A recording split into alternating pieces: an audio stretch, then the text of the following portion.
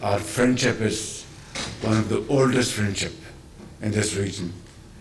China is our most trusted friend and has stood by Pakistan through thick and thin. And proverbial quote, our friendship is taller than Himalayas and deeper than deepest ocean.